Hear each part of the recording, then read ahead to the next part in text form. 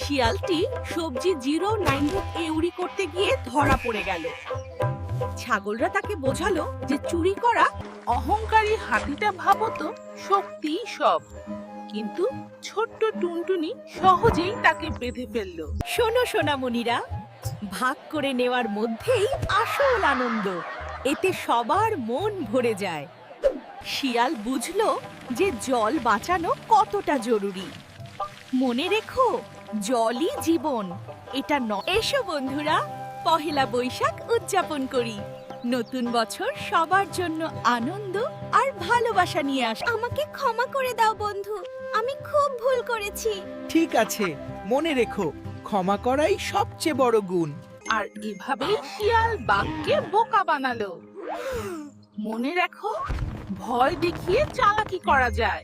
দেখো শিয়াল আর ছাগল কিভাবে পাট কাটছে, কত খাটাখাটনি করছে দুজন মিলে। এক ছিল শিয়াল আর এক ছিল ছাগল। শিয়াল কাঁচা আম খেতে যাচ্ছিল, তখন ছাগল তাকে থামিয়ে দিল। বন্ধুরা, দেখো শিয়াল কিভাবে ছাগলের সাথে মিষ্টি ভাগ করে নিচ্ছে। ঈদে সবাই মিলেমিশে থাকলে শিয়াল মামা তো খুব হাসছিল আর ভাবছিল আমি সবচেয়ে চালাক। কিন্তু অমনি, এইটা ঠিক না শিয়াল ভাইয়া। ভুল হয়ে গেছে, আর করব না। মনে রাখো, এভাবেই আমরা প্রকৃতির বন্ধু হতে পারি। গাছ লাগিয়ে আমরা মাটিকে রক্ষা করি আর পরিবেশকে সুন্দর রাখি। শিয়াল যদিও প্রথমে ভুল গুনেছিল, কিন্তু সত্যি বলায় মুরগি তাকে সাহায্য করলো। দেখলে তো? আয় বন্ধু, মেলায় যাই। দুর্গাপূজায় সবাই মিলে আনন্দ করি।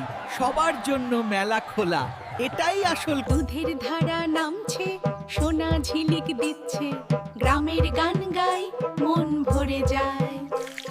দেখো বন্ধুরা, ছাগল আর শিয়াল ন্যায্যভাবে জিনিস বদল করলো, এতে সবাই খুশি। শিয়ালটা যেই নোংরাটা ফেললো, ছাগল দিদিমণি সেটা তুলে ডাস্টবিনে রাখলো। কি শিখলাম আমরা? এই টাটকা গাজর খেয়ে দেখো শিয়াল মামা, খুব পুষ্টিকর। দেখেছো, শাকসবজি আমাদের শক্তি। আর এভাবেই তারা বন্ধু হয়ে গেল। শিক্ষা, বন্ধুত্বই সবচেয়ে মূল্যবান।